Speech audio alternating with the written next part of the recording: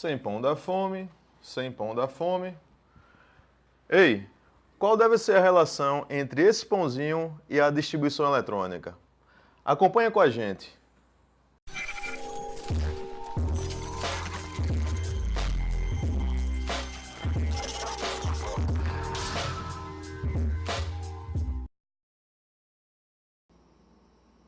Olá! Na aula de hoje vamos conversar sobre a distribuição eletrônica em subníveis de energia. Perceba que esse assunto é um assunto de grande importância para a química porque, de acordo com a distribuição eletrônica de um átomo, podemos perceber várias de suas propriedades. A distribuição eletrônica nos dá a posição de determinado átomo de elemento na tabela periódica. E, de acordo com essa posição, percebemos algumas de suas propriedades, por exemplo, energia de ionização, afinidade eletrônica, eletronegatividade.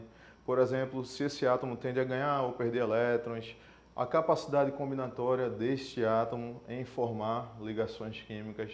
Então, tudo vai derivar da distribuição eletrônica em subníveis de energia.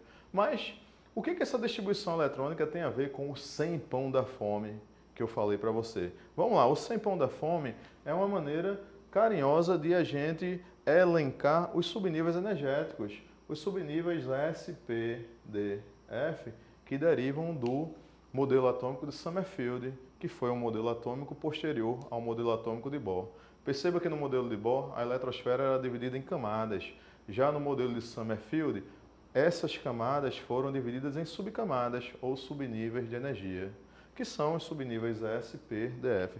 Só relembrando que esses subníveis eles aguentam a quantidade máxima de elétrons: 2, 6, 10 e 14.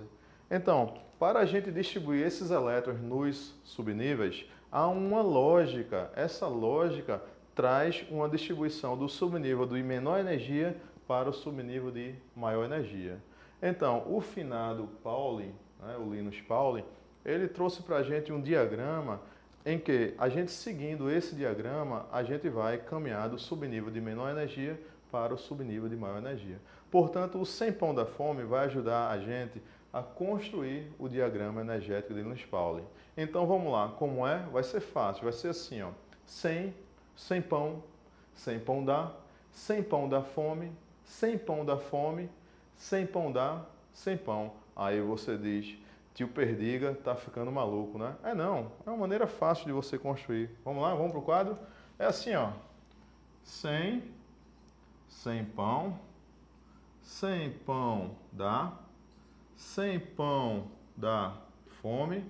Repete o sem pão dá fome agora. Sem pão dá fome. Agora, sem pão dá, sem pão. Perceba que ele começa pequenininho, vai aumentando, depois diminui. Sem pão dá, sem pão dá fome, sem pão dá fome, sem pão dá, sem pão. Agora é colocar o quê? As camadas eletrônicas. Então aqui corresponde a primeira camada, segunda camada, terceira camada, quarta camada, quinta camada, sexta e sétima camada. Se você quiser, coloque também a quantidade máxima de elétrons suportadas: 2, 6, 10 e 14. Então, S no máximo 2. Então, 2 para todos do tipo S. 6 para todos do tipo P. 10 para todos do tipo D. E 14 para os do tipo F. E agora, o próximo passo é seguir as diagonais, né? Perceba como ficou bonitinho. Agora, vamos seguir as diagonais. 1S2, depois vem quem? 2S2, 2P6, 3S2, depois vem quem? 3P6, 4S2, 3D10, 4P6, 5S2, 4D10, 5P6, 6S2, 4F14, 5D10, 6P6, 7S2, 5F14, 6D10, 7P6. Vamos lá, vamos pôr agora em prática. Por exemplo, o elemento químico ferro, número atômico 26. Vamos distribuir os 26 elétrons dele. começando com o de menor energia e seguindo o diagrama de Linus Pauling. Então vai ficar 1s2, depois vem quem? 2s2, perceba que você desce, depois desce de novo e assim vai. Então depois de 2p6 vem quem? Perdão, depois de 2s2 vem quem? Vem o 2p6, depois 3s2. Estamos aqui, não é? Quem vai vir agora? 3p6, depois 4s2 e depois do 4s2, 3d10. Só relembrando que 10 é a quantidade máxima, né, do subnível 3D. Mas aqui, se você contabilizar, já colocamos um total de 20 elétrons. 2 com 6, 10. 2 com 6 mais 10, dando um total de 20 elétrons. São 26. O próximo subnível depois do 4s é o 3D, que cabem 10 elétrons, no entanto, colocaremos só 6 elétrons. Então, terminando aqui, ó, em 3D6. Tranquilo? Depois de 4s2, 3d6.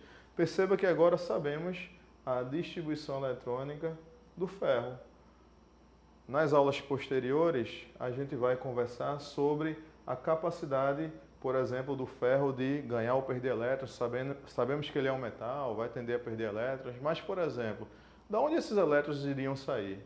É do 4s2? É do 3d6? Isso vai ser tema de próximas aulas. O objetivo de hoje foi apenas te ensinar uma maneira de construir e utilizar o diagrama energético de Linus Pauling. Tá certo? Espero que você tenha gostado. E claro, se não se inscreveu ainda no canal, se inscreva. Faça com que nosso canal cresça e que você possa cada vez mais aproveitar e usufruir da química no dia a dia, da química em sala de aula, da química na cozinha e do fantástico mundo da química como um todo. Tá certo? E não esqueça, você é show!